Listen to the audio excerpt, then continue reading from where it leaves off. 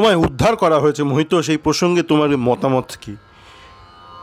আজকে প্রেস কনফারেন্সে হওয়া মোহিতোষকে কিছু প্রশ্ন করা থেকে কিছু অদ্ভুত চিন্তাভাবনা মাথায় এলো।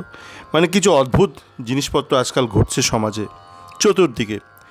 আগে দেখতাম মানে ধরুন একটা মধ্যবিত্ত পরিবার কি নিম্ন মধ্যবিত্ত পরিবার, সদ্য বিয়ে হয়েছে একটা মেয়ের, শ্বশুরবাড়িতে এসেছে, তো সবাই আসছে, মেয়েটা একটু লজ্জা পেয়ে মাথায় ঘোমটা দিয়ে রয়েছে, চাটা দিচ্ছে, তো শ্বশুর শাশুড়ি রয়েছে।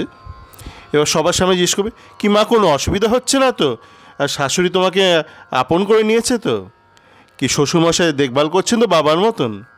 তা আপনারা কি প্রত্যাশা করেন? মানে মেয়ের সাথে যদি বাজেও ব্যবহার করা হয়, সাধারণত বাজেই ব্যবহার করা হয়ে থাকে, বিভিন্ন সমাজে যে বিভিন্ন শ্রেণী আছে সাধারণত বাজেই ব্যবহার করা হয়ে থাকে ম্যাক্সিমাম কেসে। তো মেয়েটা কি বলবে সবার সামনে, জানো তো শাশুড়ি মা আমাকে দুচ্ছাই করে, বা শ্বশুরমশাই আমাকে ঘুম থেকে তুলে দেয়, বা উল্টোপাল্টা কথাবার্তা বলে? এগুলো সম্ভব? তো এইটা একটা অদ্ভুত একটা ব্যাধি আমি দেখছি আজকাল। দেখবেন এই যে কিছু খবরে যে স্পোর্টস পোর্টাল আছে, ইউটিউব, কেউ আসে, বিকাশ দা এই বিষ্ণু তো কাল দারুণ খেললো, এই বিষয়ে আপনার কী মতামত বিকাশ দা? এবার বিকাশ দা কী বলে? ধরুন বিকাশ দা বিষ্ণুকে দারুণ ভাবে, তাহলে ঠিক আছে। আর যদি বিকাশ দা বিষ্ণুকে দারুণ না ভাবে, বিকাশ দা তখন অন ক্যামেরা কি বলবে, যে ভাই তুমি খোঁড়াতে এসে এসব খোঁড়াতে উল্টোপাল্টা কথাবার্তা কেন বলছো, আমার মুখে কথা কেন বসাচ্ছ? এরকম অদ্ভুত সব প্রশ্ন। যেমন মহিতোষকে বলছে যে তোমাকে তো এই প্রমোশন দেওয়া হয়েছে, নতুন ট্রেনিং ফেসিলিটি কীরকম লাগছে সব।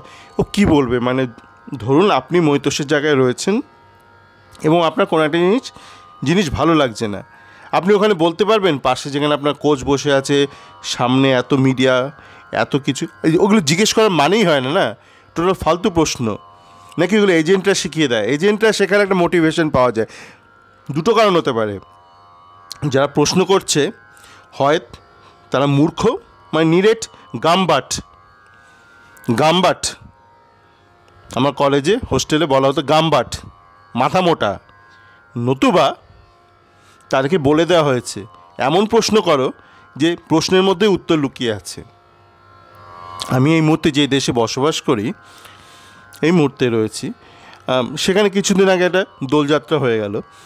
তো সেখানে ওরকম খাবারের বিভিন্ন স্টল দেওয়া ছিল, এবং হঠাৎ করে সেখানকার যে বসবাসকারী বাঙালিরা রয়েছে তাদের একটা ধারণা হয়েছে যে আমি নাকি খুব চাঁচা ছোলা ফিডব্যাক দিই, এবং নাকি খুব আকর্ষণীয় ভিডিও ক্লিপ বানাই বিভিন্ন অকেশনের। একটা একটা ধারণা হয়েছে তাদের, যে করেই হোক হয়ে গেছে।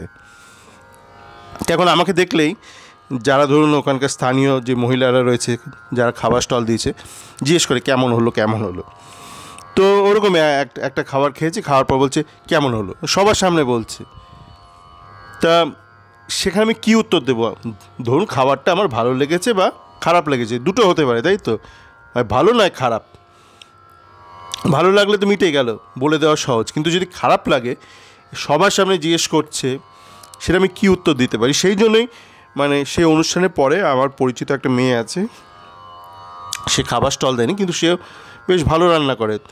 তো সে আমায় জিজ্ঞেস করছিল খাবার দাবার নিয়ে। তো তাকে আমি বললাম যে যদি অনেস্ট ফিডব্যাক জানতে হয় তাহলে সবার সামনে জিজ্ঞেস করলে আমি কিন্তু কিছুই বলবো না, কেন আমার মানে পোকায় কামড়ায়নি বা পেছনে কুকুর কামড়ায়নি যে সবার সামনে বলতে যাবো। অনেস্ট ফিডব্যাক যদি লাগে, টেকনিক্যাল ফিডব্যাক যেখান থেকে কেউ উন্নতি করতে পারে, তাহলে আমাকে কিন্তু আড়ালে জিজ্ঞেস করতে হবে, মানে সবার সামনে নয়। সবার সামনে কি বলতে পারি? সেরকমই আপনার যদি জানতে হয় যে কোনো প্লেয়ারে, সে মহিতোষ হোক, বিষ্ণু হোক, শ্যামল, আমন, যে কেউ হোক, সৌভিক, তার কেমন লাগছে, কোচ সম্পর্কে তার কী ধারণা, কোচের সামনে জিজ্ঞেস করবেন না। তার it's a total farce, nonsense. মনে হচ্ছে কোচই বলাচ্ছে সবাইকে দিয়ে। যেমন এখন দেখবেন যেসব বিভিন্ন কম্প্রোমাইজড মিডিয়া চ্যানেলস আছে, তথাকথিত মানে যারা কম্প্রোমাইজড বলে একটা মোটামুটি সাধারণ মানুষের মনে একটা ধারণা আছে, তারা দেখবেন হঠাৎ বলতে শুরু করেছে, যেটা বলেছিলাম যে নিতু অনেক সময় একটা স্ক্রিপ্টই চালায় সব জায়গায়, তারা একটা স্ক্রিপ্টই চালাচ্ছে যে ইস্টবেঙ্গল নাকি দারুণ কাজ করছে, পয়সা দিয়ে বাইরে থেকে ইন্ডিয়ান প্লেয়ার না নিয়ে নিজেরাই ডেভেলপ করছে কেরালার প্লেয়ারদেরকে। আচ্ছা, ইস্টবেঙ্গল ভালো করছে কি মন্দ করছে এটা পরে যাচ্ছি, এই বিষয়টা পরে যাচ্ছে, বা এটা নিয়ে আগে আমি অনেক আলোচনা করেছি, তো সেটা নিয়ে এই বিষয়ে বেশি আলোচনা করব না। কিন্তু এই যে অল্প বয়সী ছেলেদের নিয়ে ইউথ ডেভেলপমেন্ট, এটা তো ওদের আইএসএলে আগে অনেক ক্লাব করেছে, মানে আমার মনে আছে বেঙ্গালুরু করেছে, কেন ওদের বি টিম অনেক দিন ধরে কাজ করছে। তারপর হাল আমলে তো হায়দ্রাবাদ প্রচুর করেছে এই কাজ। মানে এই কাজটা আদৌ হচ্ছে কি হচ্ছে না সেটা অন্য ব্যাপার, ঘাপলা হচ্ছে কি হচ্ছে না, কেরালা থেকে জঞ্জাল আনা হচ্ছে কি হচ্ছে না সে একদমই ভিন্ন প্রসঙ্গ। কিন্তু যেই মূল দাবিটা করা হচ্ছে যে ইস্টবেঙ্গল এখানে নতুন কনসেপ্ট এনেছে, সেটা কী করে নতুন হয়? তো হায়দ্রাবাদ এই মানলো তো করছিলই। হায়দ্রাবাদ জবে থেকে ঢুকেছে আইএসএলে, শুরুর দিন থেকে তো ওরা এটা করছে, আর বেঙ্গালুরু আইএসএলে ঢোকার 1-2 বছর বাদ থেকে এটা শুরু করে দিয়েছে। তো এটা তো ডাহা একটা মিথ্যে কথা। এই মিথ্যে কথা বলার মানেটা কি? তো এটাই বলার ছিল যে এখন একটা অদ্ভুত একটা ট্রেন্ড ঢুকে গেছে। আপনারা মিডিয়া যে প্রশ্নগুলো করে দেখবেন, আইএসএল মিডিয়ার ক্ষেত্রে কী হতো, মানে আইএসএলের যারা টিপিক্যাল ফ্র্যাঞ্চাইজি, ওরা আগে থেকে প্রশ্নগুলো নিয়ে নিত, এবং যে প্রশ্নগুলো ওদের পছন্দ নয় সেই প্রশ্নগুলো ওরা অ্যালাউ করতো না। তো সেটা একটা ওপেন একটা স্ক্যাম বা ওপেন একটা ফার্স। আর ইস্টবেঙ্গলের ক্ষেত্রে কী হচ্ছে দেখা যাচ্ছে যে মিডিয়ার ওপর সেই অর্থে কন্ট্রোল নেই, কিন্তু মিডিয়াকে ম্যানিপুলেট করা হচ্ছে। মানে মিডিয়ার কিছু ব্যক্তি এমন প্রশ্ন করছে, বলে না হোয়াইট লাই, মানে তাদেরকে শিখিয়ে দেওয়া হচ্ছে। সাধারণ মানুষের মনে কী হচ্ছে যে স্বতঃস্ফূর্ত প্রশ্ন এগুলো, কিন্তু এগুলো কিন্তু কম্প্রোমাইজড প্রশ্ন। কেননা এগুলো ঠিক প্রশ্ন নয়, এগুলো উত্তর। আপনি যখন কাউকে প্রশ্ন করছেন, কোয়াদ্রাতকে, যে আগের দিন তো আমান দারুণ খেললো, এই বিষয়ে আপনার মতামত কী, তো আপনি তো উত্তরটা দিয়ে দিলেন। মানে উত্তর মানে সত্যি উত্তর না মিথ্যে উত্তর সেটা ভিন্ন প্রসঙ্গ। মানে আপনি যে উত্তরটা শুনতে চাইছিলেন সেটা আপনি দিয়ে দিলেন। মানে কোয়াদ্রাত যদি এটা নাও বানিয়ে থাকে, যদি কোয়াদ্রাত এই স্ক্রিপ্টে জড়িত না থাকে, তো ওখানে বলতে পারবে না যে আমান ভালো খেলেনি। আর কোয়াদ্রাত যদি নিজে স্ক্রিপ্টে লিখে থাকে সেটা ভিন্ন প্রসঙ্গ, কিন্তু কোয়াদ্রাত যদি স্ক্রিপ্টে না লিখে থাকে, আপনি কোয়াদ্রাতকে মিডিয়ার সবার সামনে জিজ্ঞেস করছেন আমান তো আগের দিন খুব ভালো খেললো, এই বিষয়ে আপনার কী মতামত? আর একটা স্ক্যামের কথা বলি, যেটা আমি আগেও বলেছি, যে চালে যেমন কাকড় মেশানো হয় না, অনেক পুরনো এগুলো, বলছি না যে এখন যে স্ক্যামগুলো দেখছি তার মধ্যে কোনো নতুনত্ব নেই, একদম ইন্টেলেক্টের অভাব। আমাকে মানে কলেজে আমার বন্ধুরা বলতো যে 13টা শকুন আর 14টা হায়না মরে তুই জন্মেছিস, কিন্তু মানে সত্যি বলছি, মানে 13টা শকুন 14টা হায়নার দরকার নেই।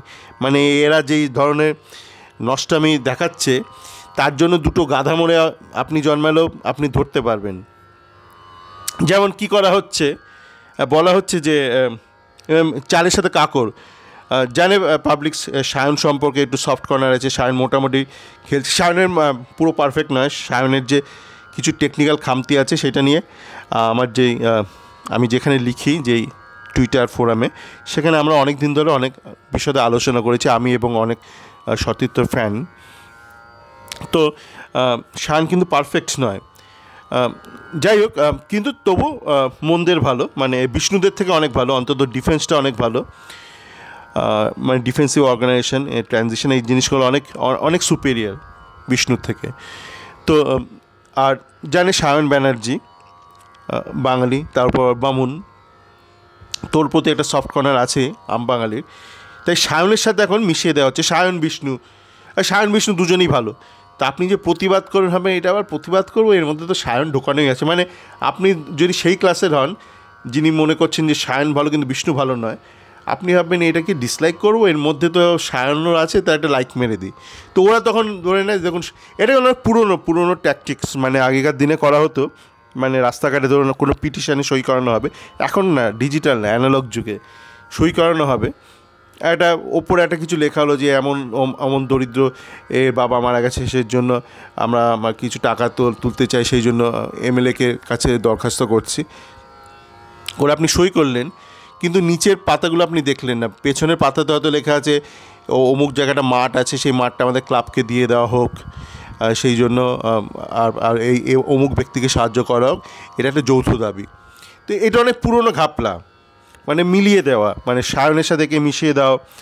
বা মহিতোষ জেসিনকে এখন কেন খেলাচ্ছে না বলে ই করে না, মহিতোষ জেসিন দুজনেই ভালো, কেন মহিতোষ জেসিন দুজনে টাইম পাচ্ছে না। যারা বলছে তাদের আসল লক্ষ্য কিন্তু জেসিন, মহিতোষ নয়। কিন্তু এই যে যদি মহিতোষের পিছে বসে মানে কোনো মতে যদি জেসিনকে ঢুকিয়ে দেওয়া যায়, তো এইগুলো অনেক পুরনো মানধাতা আমলে, মানে একদম ছোটো লোকি মার্কা বুদ্ধি, মানে মাইরি বলছি, একদম ছোটো লোকি মার্কা বুদ্ধি। দুটো গাধা মরে আপনি জন্মালো, এগুলো ধরতে পারবেন। তো যাকে আপাতত এইটুকুই বলার ছিল। সকলে ভালো থাকবেন।